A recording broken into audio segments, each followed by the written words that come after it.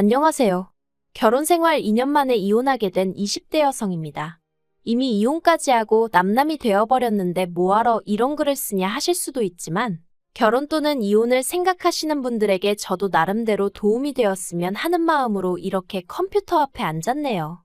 물론 제가 모자랐다고 이래라 저래라 하려는 건 절대 아니고요. 그냥 제 응어리도 풀고 또 누군가에겐 힘도 주고 그러고 싶은 거죠. 아무튼 서두가 길었는데 이제 진짜 제 이야기를 한번 시작해 볼게요. 남편하고 처음 만나게 된 건 다니던 헬스장 트레이너의 소개를 통해서였습니다.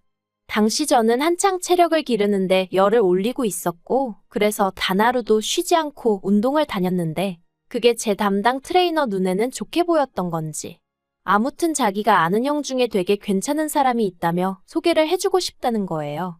그리고 저는 솔직히 그런 소개 자리가 부담스러웠지만 동시에 이 트레이너를 계속 봐야 한다고 생각하니 거절하기가 쉽지가 않더라고요. 트레이너야 바꾸면 그만 아니냐 하시는 분들도 계시겠지만 트레이너들마다 가르치는 방식도 다르고 그렇다 보니 저랑 맞는 트레이너를 찾는데 1년 가까운 시간을 허비했거든요. 그래서 가능하면 원만한 관계로 오래가고 싶은 마음이었어요.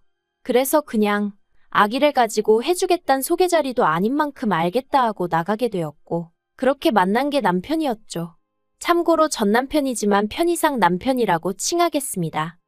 남편은 저보다 7살이 많았고 직장을 다니는 평범한 회사원이었어요. 키가 컸고 외모는 잘생기진 않았지만 호감 가는 얼굴이었달까요? 하지만 그런 것보다 저를 사로잡았던 건 남편의 어른스러움이었습니다. 당시 저는 25살이었고 남편은 32살로 지금 생각해보면 남편 나이도 그렇게 많은 게 아니었는데 어째서인지 그때만큼은 남편이 그렇게나 어른스러워 보이더라고요. 주변 또래 남자친구들에 비해 훨씬 생각이 깊은 것 같기도 했고요. 아무튼 돌이켜보면 그땐 제가 너무 어렸고 세상 물정도 모르고 멍청해서 남편을 좋게 봤던 거죠. 실은 아무것도 아니었는데. 그리고 저에 대해서 좀 얘기를 해보자면 저는 그래도 비교적 유복한 환경에서 자랐습니다. 소위 요새 금수저 은수저 하는데 저는 그래도 친정부모님은 동수저는 되지 않냐며 농담을 하시지만 제가 체감하기엔 은수저는 되는 것 같아요. 단지 경제적인 부분뿐만 아니라 정서적인 측면에서도 부모님께 정말 많은 지원을 받았거든요. 특히 대학에 진학하고 2년 만에 제가 하고 싶은 일을 찾았다며 자퇴하겠다 말씀드렸을 때 물론 흔쾌히는 아니었지만 결국 저를 믿어주셨고 이후로는 그 누구보다 든든한 제 편이 되어주셨지요. 그래서 저는 늦게나마 제 적성에 맞는 일을 찾을 수 있었고 친정 부모님께선 한번 열심히 해보라며 제 앞으로 가게도 하나 열어주셨어요. 솔직히 굳이 가게를 차리지 않고 취직을 했어도 됐는데 그래도 제 꿈이라고 하고 제가 행복하다 하니 저 좋은 거 하며 살라고 차려주신 거죠. 그리고 저는 친정 부모님이 힘들게 버신 돈으로 내주신 가게인 만큼 책임감을 가지고 가게를 이끌어 나갔네요. 그래서 지금은 돈도 회사 다니는 또래 친구들에 비하면 넉넉히 버는 편이고요. 반면에 남자친구는 앞서 말씀드린 대로 평범한 회사원이었고 이제 와서 말이지만 저와 나이 차이는 7살이나 났어도 벌이는 저보다 적었죠. 그러니 친정부모님도 처음에 제가 결혼한다 했을 때 탐탁치 않아 하셨어요. 하지만 그래도 하나뿐인 딸이 좋다 하니 자식 이기는 부모 없다고 결국 허락해 주셨습니다. 그런데 결혼 허락을 받고 나자 원래는 남편이 집을 해온다고 했었는데 그 말이 싹 달라지더라고요. 어머님 아버님께서 제가 너무 어려서 살림을 제대로 꾸려나갈지 모르겠다 걱정된다 그런 말씀을 하시더니 결국 청첩장까지 나오고 나서야 시댁에 들어와서 살라고 하시는 거예요.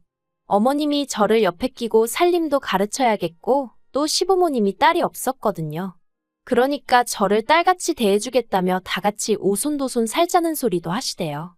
하지만 제 입장에선 무척이나 부담스러운 이야기였고 그래서 남자친구를 통해 거절이사를 전하니 그걸 핑계 삼아 집은 못 해주신다고 하더라고요.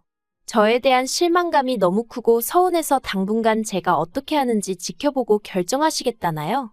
그래서 결국 저희 친정부모님이 집을 해주셨습니다.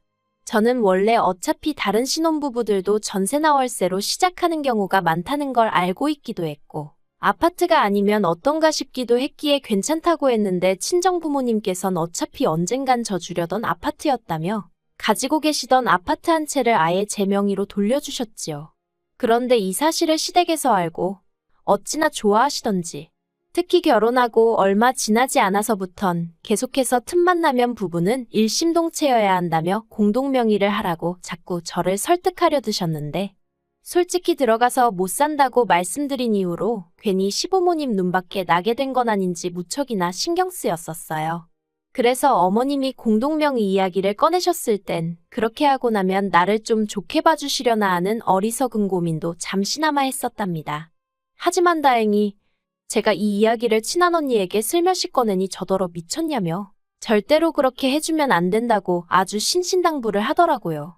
사람 앞날은 모르는 거라면서. 지금 생각해보면 정말 그 언니가 아니었으면 제 팔자는 지금보다 더 어이없이 꼬여 있었을지도 모르겠네요. 아무튼 그래서 결국 공동명의도 안 했더니 이걸로 또 한 번 소위 점수가 대폭 깎였죠. 어머님은 이때도 저에게 그렇게 안 봤는데 실망이네 서운하네 그런 말씀을 하셨고요. 하지만 제가 이런 이유로 결혼한 지 2년 만에 이혼을 결심한 건 결코 아닙니다.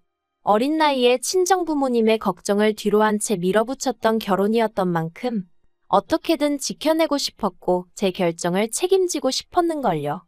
그래서 솔직히 위에 언급한 일 말고도 별의별 거지 같은 일들이 많았는데 친정에 미주알 고주알 이야기를 전하지 않았습니다. 친정부모님이 걱정하실게 뻔했으니 어떻게든 저 혼자 견뎌내려고 했죠.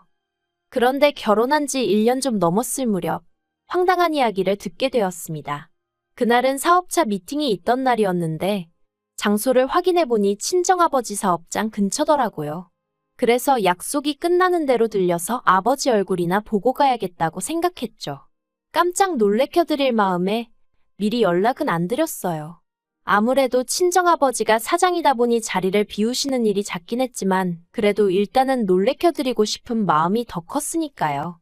아무튼 그렇게 아버지 정비소에 도착했는데 아버지는 안 계시고 정비소 실장님께서 말을 걸어오셨습니다. 실장님은 저희 아버지랑 같이 10년 넘게 일하신 분이라 저랑도 꽤 친했거든요. 그래서 아버지 오실 때까지 시간도 보낼 겸 실장님과 이런저런 이야기를 나누게 되었는데 실장님이 조심스레 저더러 시부모님은 어떻냐고 물어보시대요. 그래서 그냥 웃고 말았어요. 그 무렵 5만 가지 일로 시달리던 차라 솔직히 말이라도 좋으신 분들이란 소리가 안 나오더라고요. 그랬더니 실장님이 이 얘기를 해야 하나 말아야 하나 싶은데 하시면서 실은 저희 아버님은 벌써 3번이나 정비소에 찾아오셨었답니다.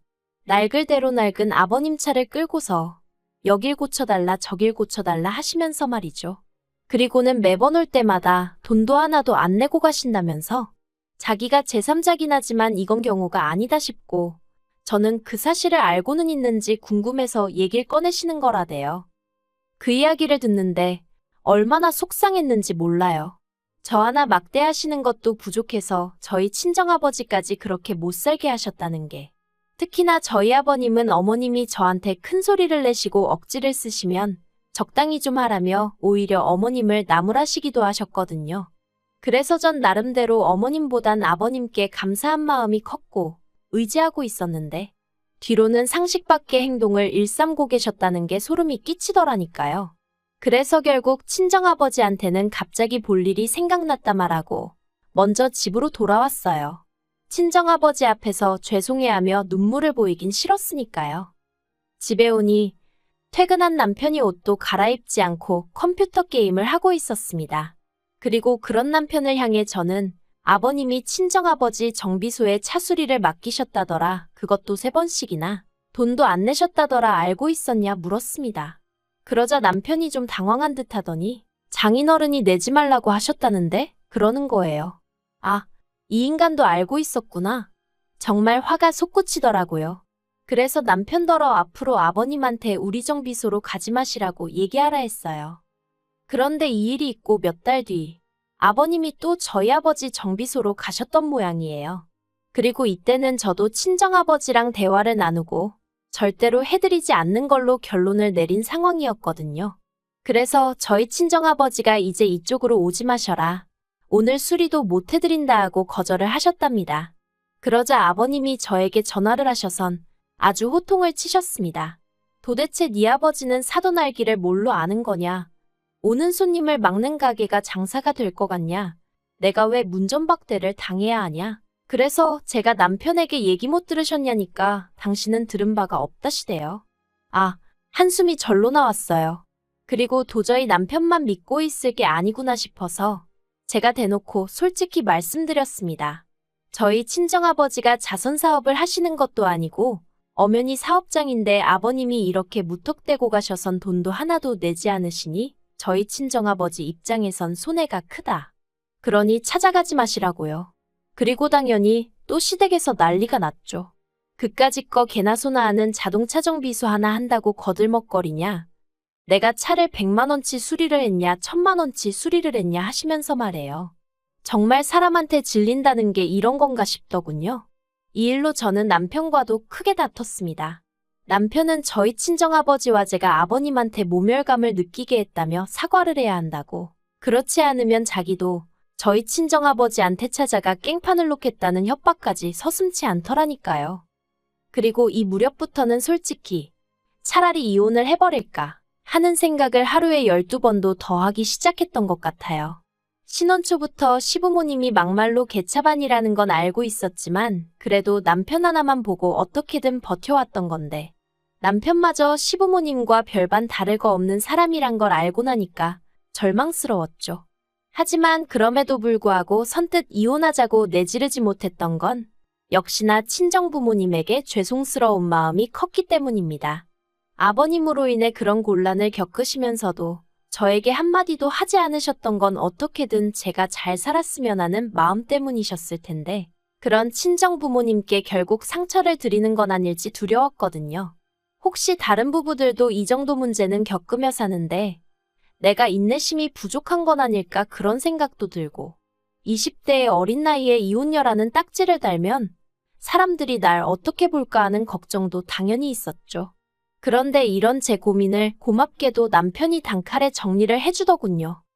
결혼 전 친정부모님 결혼기념일을 축하드리기 위해 제가 큰맘 먹고 미국 여행을 보내드린 적이 있어요.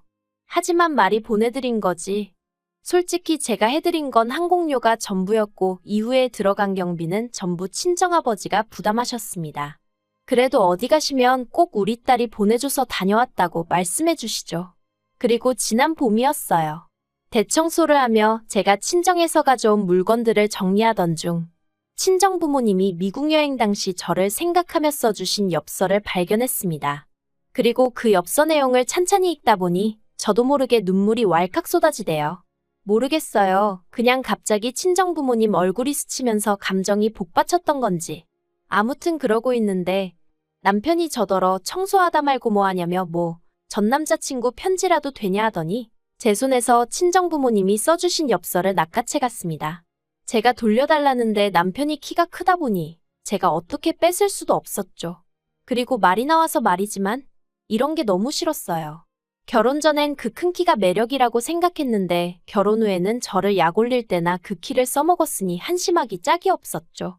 아무튼 이내 남편이 엽서를 제 얼굴에 거의 던지더니 저더러 장인 장모님만 미국 여행 시켜드렸냐는 거예요. 그래서 결혼 전에 보내드린 거라니까 그래도 그때 자기랑 사귀던 때 아니냐면서 그럼 자기랑 상의를 했어야 하는 거 아니냐입니다. 어이가 없어서 내가 번 돈으로 보내드린 여행인데 그거를 오빠랑 상의를 했어야 하냐고 따졌어요. 그랬더니 자기가 생각해도 말이 안 됐던 건지 더는 한마디도 안 하고 혼자 씩씩거리고만 있더라고요. 그러더니 이내 한다는 말이 자기 부모님도 이참에 유럽 여행 한번 보내드려야겠답니다. 그래서 제가 그러라고 했어요. 오빠 돈으로 보내드리라고요. 그랬더니 그런 게 어디 있냐면서 장인 장모님 미국 여행도 제가 보내드렸으니까 시부모님 유럽 여행도 제 돈으로 한번 보내드리라는 거예요. 그리고는 보란듯이 제 앞에서 시부모님한테 전화를 걸더니 대뜸 제가 시부모님 유럽 여행 보내드린다고 헛소리를 하는데 어이가 없어서. 그래서 제가 안 보내드릴 거라고 악을 썼습니다. 진짜 이날 둘이 서로 때리지만 않았지. 온갖 악담을 퍼부으며 싸워댔죠. 그리고 이튿날 어머님이 저희 집에 오셔서는 저더러 제가 어려서 뭘 모르는 것 같은데 효도를 할 거면 당신이 한 살이라도 젊을 때 해야 한답니다.